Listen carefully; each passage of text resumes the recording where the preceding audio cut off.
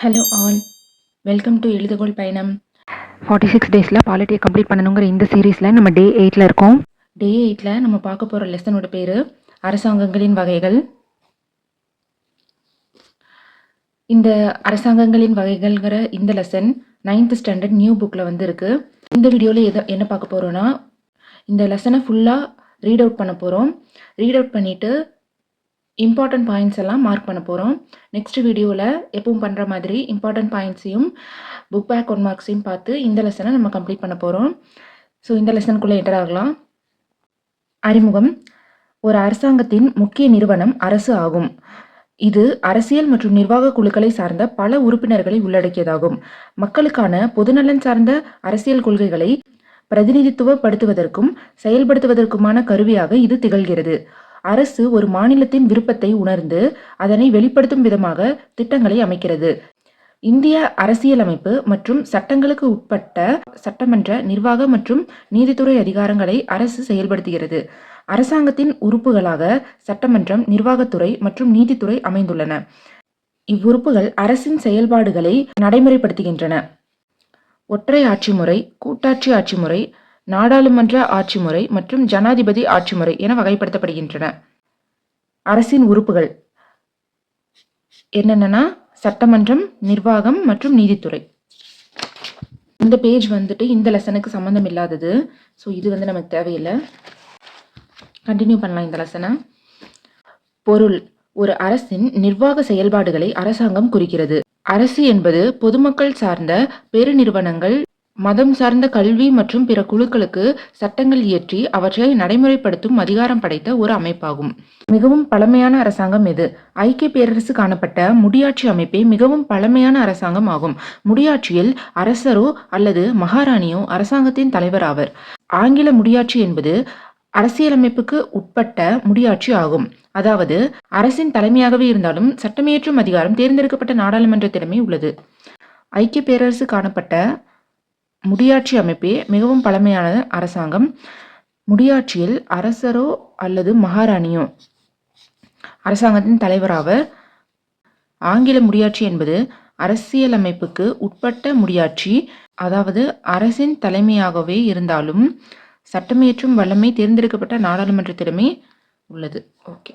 அரசியலமைப்பின் வகைகள். அரசியலமைப்பு 2 வகைப்படும். ஒன்று எழுதப்பட்ட அல்லது எழுதப்படாத அரசியலமைப்பு, மற்றொன்று நெகிழும் தன்மையுடைய அல்லது நெகிழும் தன்மையற்ற அரசியலமைப்பு. அடுத்தது ஒற்றை ஆட்சி முறை.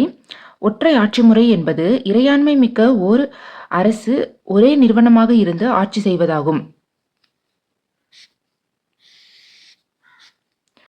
மத்திய அரசு அதிகாரம் மிக்கதாகும். நிர்வாக அமைப்புகள் மத்திய அரசினால் ஒப்படைக்கப்பட்ட அதிகாரங்களை மட்டுமே செயல்படுத்தும். இங்கிலாந்து, பிரான்ஸ், ஜப்பான் மற்றும் இலங்கை ஆகியவை ஒற்றை ஆட்சி முறைக்கான உதாரணங்களாகும். அரசு என்னும் பதம் பழைய பிரெஞ்சு வார்த்தையான கவர்னர் என்பதிலிருந்தும் இயக்கு, ஆட்சி செய், வழிநடத்து, ஆள் என்று பொருள் தரும் லத்தீன் வார்த்தையான குபர்னர் என்பதிலிருந்தும் பெறப்பட்டது. ஒற்றை ஆட்சி முறையில் அனைத்து அதிகாரங்களும் ஒரே இடத்தில் மையப்படுத்தப்படுகின்றன. ஆனால் கூட்டாட்சி அரசு முறையில் அதிகாரமானது மத்திய அரசு மற்றும் அதன் அமைப்பு பிரிவுகளுக்குள்ளும் பகிர்ந்தளிக்கப்படுகின்றது. ஒற்றையாட்சி முறை அரசியலமைப்பிலும் அதிகார பரவலாக்கம் இருக்கக்கூடும், ஆனாலும் அதனை கூட்டாட்சி முறை என கொள்ளலாகாது. ஒற்றையாட்சி முறையின் நிறைகள். சிறு நாடுகளுக்கு பொருத்தமானது. அதிகாரம் மற்றும் பொறுப்புகளுக்கு இடையில் மோதல்கள் இருப்பதில்லை. ஒற்றையாட்சி முறை உடனடியாக முடிவெடுத்து துரிதமாக செயல்படுகிறது. ஒற்றையாட்சி குறைந்த செலவுடையது. அரசியலமைப்பு திருத்தங்களை எளிதில் மேற்கொள்ள இயலும். ஒற்றுமை, சீரான சட்டம், கொள்கை மற்றும் நிர்வாகத்தினை உள்ளடக்கியது. ஒற்றை ஆட்சி முறையின் குறைகள். மிகப்பெரிய நாடுகளுக்கு பொருத்தமற்றது. மத்திய அரசு பலதரப்பட்ட பிரச்சனைகளை சமாளிக்க வேண்டியிருக்கும். அதனால் நிர்வாக தாமதங்கள் ஏற்படும் வாய்ப்புகள் உள்ளன. மத்திய அரசு உள்ளூர் பிரச்சனைகள் சார்ந்தும் உள்ளூர் மக்கள் நலனிலும் உள்ளூர் முயற்சிகளிலும் அக்கறை காட்டாது. அதிகமான அதிகாரங்கள் குவிக்கப்படுவதால் மத்திய அரசின் சர்வாதிகாரத்திற்கு வழிவகுக்க கூடும். இந்திய அரசியலமைப்பு சட்டத்தில் ஒற்றை ஆட்சி முறையின் அம்சங்கள். பலமான மத்திய அரசு, மாநில அரசின் மீது மத்திய அரசின் ஆளுமை, ஒற்றை அரசமைப்பு, அரசியலமைப்பின் நெகிழ்வுத்தன்மை, மாநிலங்களின் சமமற்ற பிரதிநிதித்துவம், அவசரகால ஏற்பாடுகள், ஒற்றை குடியுரிமை, ஒருங்கிணைக்கப்பட்ட ஒற்றை நீதித்துறை, அகில இந்திய சேவைகள், ஆளுநர்கள் மத்திய அரசினால் நியமிக்கப்படுதல். இதெல்லாம் இந்திய அரசியலமைப்பு சட்டத்தில் ஒற்றை ஆட்சி முறையோட சிறப்பம்சங்களாக கருதப்படுது. கூட்டாட்சி ஆட்சி முறை தேசிய அரசுக்கும் பிராந்திய அரசுக்கும் இடையில் இருக்கும் உறவின் அடிப்படையிலேயே ஒற்றை ஆட்சி முறை என்றும் கூட்டாட்சி முறை என்றும் அரசு வகைப்படுத்தப்படுகிறது.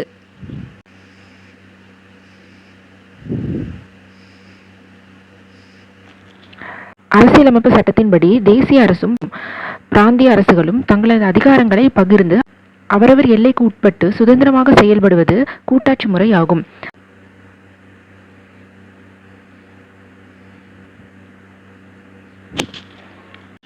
எங்கெங்கெல்லாம் கூட்டாட்சி முறை பின்பற்றப்படுதுன்னா அமெரிக்க ஐக்கிய நாடுகள், Switzerland, Australia, Canada, Russia, Brazil, Argentina ஆகிய நாடுகள் கூட்டாட்சி முறையை கொண்டவை. கூட்டாட்சி முறையில் தேசிய அரசை மைய அரசு அல்லது மத்திய அரசு என்றும், பிராந்திய அரசை மாநில அரசு அல்லது மாகாண அரசு என்றும் அழைக்கின்றனர்.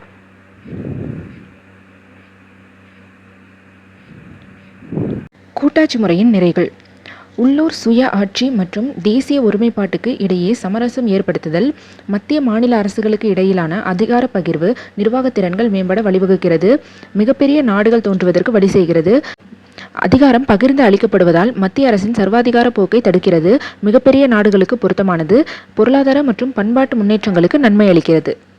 கூட்டாட்சி முறையோட குறைகள் என்னென்னா, ஒற்றையாட்சி முறையோடு ஒப்பிடும்போது கூட்டாட்சி முறை பலவீனமானது, கூட்டாட்சி முறை அதிக செலவினம் கொண்டது, பிராந்திய போக்குகள் தான் பொதுவாக காணப்படும், நிர்வாக சமநிலையில் குறைபாடுகள், தேசிய ஒருமைப்பாட்டுக்கு அச்சுறுத்தல், அதிகார பகிர்வில் மத்திய மாநில அரசுகளுக்கு இடையே முரண்பாடு உருவாகிறது, இரட்டை குடியுரிமை, மாறிவரும் தேவைகளுக்கு ஏற்ப மாற்றியமைக்க இயலாது திடமான அரசியலமைப்பு, வெளியுறவு கொள்கைகளில் சில நேரங்களில் மாநில அரசுகள் தடைகளை ஏற்படுத்துகின்றன.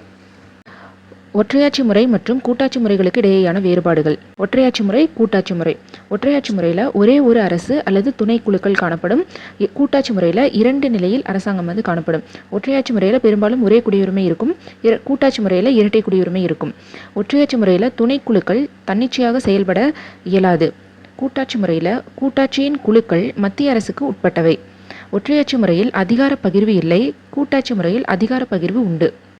ஒற்றையாட்சி முறையில் மையப்படுத்தப்பட்ட அதிகாரம் காணப்படும், கூட்டாட்சி முறையில் அதிகார பரவல் காணப்படும்.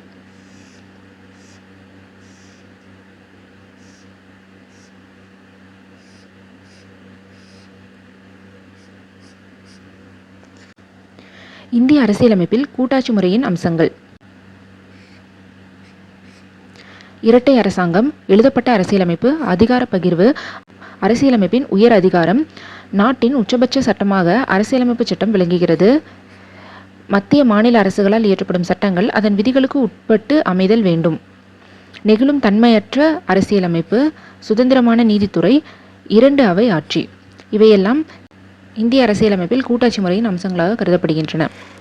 அடுத்ததா நாடாளுமன்ற ஆட்சி முறை. நவீன மக்களாட்சி முறைகளை நாடாளுமன்ற ஆட்சி முறை, அதிபர் மக்களாட்சி முறை என 2 வகைகளாக பிரிக்கலாம். நிர்வாக மற்றும் சட்டமன்ற அமைப்புகளுக்கு இடையே உள்ள தொடர்பின் தன்மையை பொறுத்து அரசுகள் இவ்விரு வகைகளாக பிரிக்கப்படுகின்றன.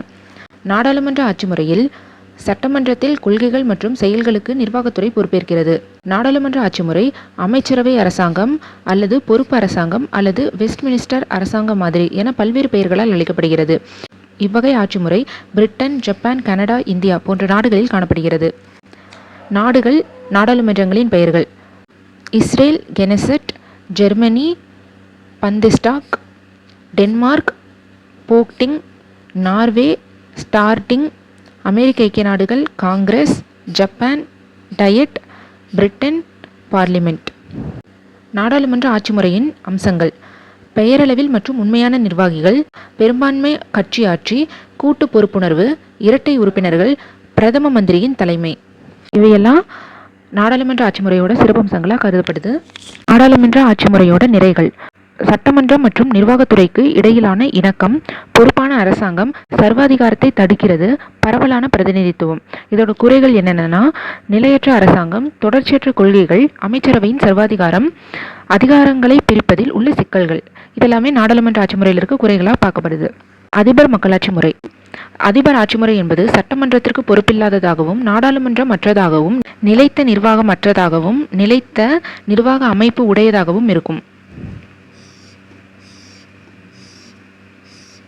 அதிகார பகிர்வு கொள்கையின் அடிப்படையில் அமைக்கப்பட்ட இவ்வரசு முறை அமெரிக்கா, பிரேசில், ரஷ்யா, இலங்கை போன்ற நாடுகளில் நடைமுறையில் உள்ளது. அடுத்ததா அதிபர் மக்களாட்சியின் அம்சங்கள். அரசின் தலைவர் என்பது ஒரு பெயரளவிற்கான பதவியாகும். அதிபர் வாக்காளர் மாற்றத்தினால் 4 ஆண்டுகளுக்கு ஒரு முறை தேர்ந்தெடுக்கப்படுகிறார்.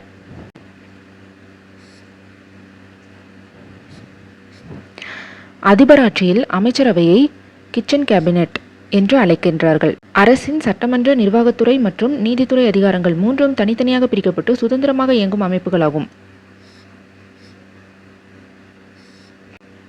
அதிபர் மக்களாட்சி ஆட்சி முறையின் நிறைகள். ஜனநாயகமானது அதிபரின் முறையான கட்டுப்பாடு, முடிவெடுத்தலை மேம்படுத்துதல், மாகாண அரசாங்கம். அதிபர் மக்களாட்சியின் குறைகள் என்னென்னா, சர்வாதிகாரமாக சிதையும் வாய்ப்பு, நிர்வாகம் மற்றும் சட்டமன்றத்திற்கு இடையிலான இணக்கமற்ற உறவு, சட்டமன்றம் மற்றும் நிர்வாக குழுவுக்கு இடையிலான நல்லுறவின்மை. இதெல்லாம் குறைகளாக பார்க்கப்படுது. நாடாளுமன்ற மற்றும் அதிபர் மக்களாட்சிக்கு இடையேயான வேறுபாடுகள். அதிபர் மக்களாட்சி முறை, நாடாளுமன்ற ஆட்சி முறை. அதிபர் மக்களாட்சியில் குடியரசுத் தலைவர் மக்களால் நேரடியாக தேர்ந்தெடுக்கப்படுகிறார். அதிபரே அதிகாரம் படைத்தவராக இருக்கிறார். அதிகார பிரிவினை காணப்படுது. சுதந்திரமாக செயல்படும் பிரிவுகள் உள்ளன. மாகாணத்தின் தலைவர் அதிபர் ஆவார். அரசாங்கத்தின் தலைவரும் அதிபரே. தனிநபர் தலைமையில் அதிபர் மக்களாட்சி நடைபெறுது. மகாசபையின் செயல்களுக்கு அதிபர் பொறுப்பை ஏற்க மாட்டார். அடுத்தது நாடாளுமன்ற ஆட்சி முறையில் பெரும்பான்மை பெற்ற கட்சியின் தலைவர் பிரதம மந்திரி ஆவார். மத்திய சட்டமன்றம் அதிகாரம் படைத்தது. அதிகார பிரிவினை மையப்படுத்தப்படாமல் இருப்பது. தனித்தனியான சார்புடைய செயல்பாடுகளை கொண்ட பிரிவுகள். அரசின் தலைவர் குடியரசுத் தலைவர். அரசாங்கத்தின் தலைவர் பிரதமர். அரசின் தலைவர் குடியரசுத் தலைவராகவும் அரசாங்கத்தின் தலைவர் பிரதம அமைச்சராகவும் இருப்பார். அடுத்து கூட்டு தலைமை காணப்படுகிறது. கூட்டு மற்றும் தனித்தனியான பொறுப்புகள் இங்கு காணப்படுகிறது. இந்திய மத்திய மாநில அரசுகளுக்கு இடையே உள்ள உறவு. இந்திய நாடு இந்திய அரசியலமைப்பில் குறிப்பிடப்பட்டுள்ள வழிமுறைகளுக்கு உட்பட்டு மத்திய மாநில அரசுகளுக்கிடையே அதிகாரங்களை பகிர்ந்து கொள்ளும் மாநிலங்களின் கூட்டமைப்பு ஆகும். மத்திய மாநில அரசுகளுக்கு இடையே அதிகாரங்கள் பகிர்ந்து கொள்ளப்பட்டாலும் அனைத்து விவகாரங்களிலும் முடிவெடுப்பது மத்திய அரசே ஆகும். மத்திய மாநில அரசுகளுக்கு இடையேயான உறவு என்பது சட்டமன்ற உறவு, அதாவது பிரிவுகள் 245 முதல் 255 வரை. நிர்வாக உறவுகள் பிரிவுகள் 256 முதல் 263 வரை. நிதி உறவுகள் பிரிவுகள் 265 முதல் 294 வரை. மத்திய மாநில அரசுகள் சட்டங்கள் இயற்றும் அதிகாரம் படைத்தவை. ஆனாலும் அதிகாரங்கள் வேறுபடுகின்றன. சில குறிப்பிட்ட துறைகளுக்கு சட்டம் இயற்றும் அதிகாரம் மத்திய அரசாங்கத்திடம் உள்ளது. இத்துறைகள் மத்திய பட்டியலில் இடம்பெற்றுள்ளன. சில துறைகளுக்கு சட்டமியற்றும் அதிகாரம் மாநில அரசாங்கத்திற்கு உள்ளது. அத்துறைகளுக்கான சட்டங்களை அந்தந்த மாநில அரசுகளை ஏற்றிக்கொள்ளும். இவை மாநில பட்டியல் எனப்படுகின்றன. சில துறைகளுக்கு மத்திய அரசும் மாநில அரசும் சட்டம் இயற்றும் அதிகாரம் பெற்றுள்ளன. இவை பொதுப்பட்டியல் எனப்படுகின்றன. மத்திய பட்டியல். மத்திய பட்டியலில் 100 துறைகள் உள்ளடங்கியுள்ளது. வெளியுறவு துறைகள், பாதுகாப்பு, ஆயுதப்படை, தொலை தொடர்பு, தபால் மற்றும் தந்தி, மாநிலங்களுக்கிடையேயான வியாபாரம் மற்றும் வணிகம் இதெல்லாமே மத்திய பட்டியலில் உள்ளது. மாநில பட்டியல் 61 துறைகளை கொண்டுள்ளது. மாநிலத்தின் பொது ஒழுங்கு, காவல்துறை, நீதித்துறை, நிர்வாகம், சிறைத்துறை, உள்ளாட்சி அமைப்புகள், விவசாயம் இவையெல்லாம் மாநில பட்டியலில் உள்ளன. அடுத்தது பொதுப்பட்டியல். பொதுப்பட்டியல் 52 துறைகளாக உள்ளன. குற்றவியல் மற்றும் சிவில் நடைமுறைகள், திருமணம் மற்றும் விவாகரத்து, பொருளாதாரம் மற்றும் சிறப்பு திட்டமிடல், செய்தித்தாள், புத்தகங்கள், அச்சகங்கள், மக்கள் தொகை கட்டுப்பாடு ஆகியன பொதுப்பட்டியலில் உள்ளன. மொத்த தேசிய மகிழ்ச்சி, அதாவது கிராஸ் நேஷனல் ஹாப்பினஸ், இதை பற்றி பார்க்கலாம். மொத்த தேசிய மகிழ்ச்சி என்பது தற்போது வளர்ந்து வரும் ஒரு தத்துவமாகும். இது ஒரு குறிப்பிட்ட நாட்டில் உள்ள மொத்த மகிழ்ச்சியை குறிக்கும் ஒரு குறியீடு ஆகும். பூட்டான் அரசின் அரசமைப்பில் இடம்பெற்றுள்ள இக்கருத்து ஜூலை 18, 2008 நடைமுறைப்படுத்தப்பட்டது. மொத்த தேசிய மகிழ்ச்சி என்னும் பதத்தை பூட்டானின் 4ஆம் அரசரான ஜிக்மே சிங்கியே வாங்சுக் அவர்களால் 1970 உருவாக்கப்பட்டது. மொத்த தேசிய மகிழ்ச்சி நிலையான மற்றும் சமமான பொருளாதார வளர்ச்சி, சுற்றுச்சூழல் பாதுகாப்பு மற்றும் ஊக்குவிப்பு, பண்பாடு மற்றும் நல்ல ஆட்சி ஆகியவற்றை மையக்கருத்தாக கொண்டுள்ளது. இயற்கை மற்றும் பாரம்பரிய மதிப்புகளுக்கிடையே இசைவை வலியுறுத்தும் வகையில் மக்களிடையே கூட்டு மகிழ்ச்சியை ஏற்படுத்துவது அரசின் இலக்காக இருக்க வேண்டும். மீள்பார்வை. அரசாங்கம் என்பது அரசின் செயல்பாடுகளை செயல்படுத்தும் அமைப்பாகும். சட்டமன்றம், நிர்வாகம், நீதித்துறை போன்றவை அரசின் உறுப்பு அமைப்புகளாகும். ஒற்றை ஆட்சி முறை, கூட்டாட்சி முறை, நாடாளுமன்ற ஆட்சி முறை மற்றும் அதிபர் ஆட்சி முறை போன்றவை முக்கிய அரசாங்க அமைப்புகளாகும். இந்தியாவில் நாடாளுமன்ற ஆட்சி முறை நடைமுறைப்படுத்தப்படுகிறது. முடிவெடுத்தல் மற்றும் அவற்றை நடைமுறைப்படுத்தும் செயல்முறையே ஆட்சி எனப்படுகிறது. இந்த லெசனை ஃபுல்லாக நம்ம ரீட் அவுட் பண்ணி இம்பார்ட்டன்ட் பாயிண்ட்ஸ் எல்லாம் மார்க் பண்ணியாச்சு. நெக்ஸ்ட் வீடியோவில் இந்த இம்பார்ட்டன்ட் பாயிண்ட்ஸையும் புக் பேக் ஒன் மார்க்ஸையும் பார்த்து இந்த லெசனை வந்து கம்ப்ளீட் பண்ணலாம். உங்களுக்கு ஏதாவது ஒப்பீனியன் இருந்தாலோ டவுட்ஸ் இருந்தாலோ அதை வந்து கமெண்ட்ஸில் லீவ் பண்ணுங்கள். So stay tune for next video. Thank you for வாட்சிங்.